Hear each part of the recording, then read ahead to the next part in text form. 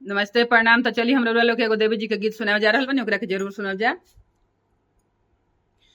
अरे हाथवा खेलेली मैया सिक्की के बढ़निया हो बाहर चलली ना।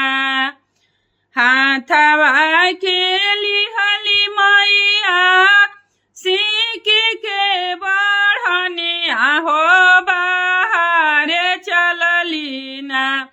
मैया घनी फूलवरिया हो बाहर चलली ना। मैया घनी फूलवरिया हो बाहर चलली ना। बाहरी सोहारी बगिया बाहरी मैया लोढ़ली ओढ़ौला फूलवा हो कि चली रे दिहली ना।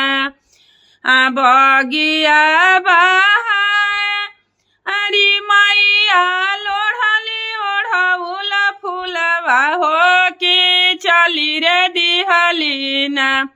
मैया मालिया दुआरवा हो कि चली रे दिहली ना। मैया मालिया दुआरवा हो कि चली रे दिहली ना। जागल बाड़े कि सुतले मालिनिया कि गुथी रे देहु ना। मालिनी ओढ़ौल के हरवा हो कि गुथी रे देहु ना। हरवा पहिरी मालिनी जाइब सेवा का घरवा हो कि उनके घरवा ना। बाड़े पूजावा के तैयारिया हो कि उनके घरवा ना।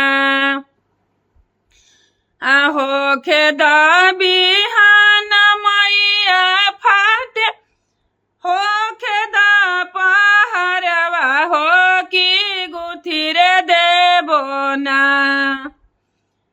हो खेद भिनु सरवा मैया लाइब ओढ़ौला फूलवा हो कि गुथी रे देबो ना। मैया फूलवा के हरवा हो कि गुथी रे देबो ना।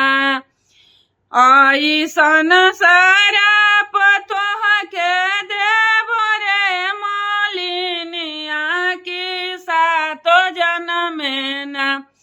मालिनी होइबू तू बझनिया हो कि सातो जनमे ना। मैया होइबू तू मालिनी होइबू तू बझनिया हो कि सातो जनमे ना। हाथ जोड़ी बोले ले मालिया मालिनिया हो कि अभी गुथबो ना। मैया ओढ़ौल के हरवा हो सारा पवा जनी दीना। मैया ओढ़ौल के हरवा हो सारा पवा जनी दीना।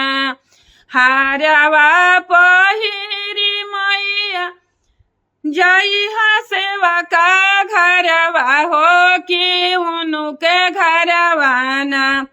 बाड़े कलशा के तैयारिया हो कि उनके घरवा ना। जय माता दी।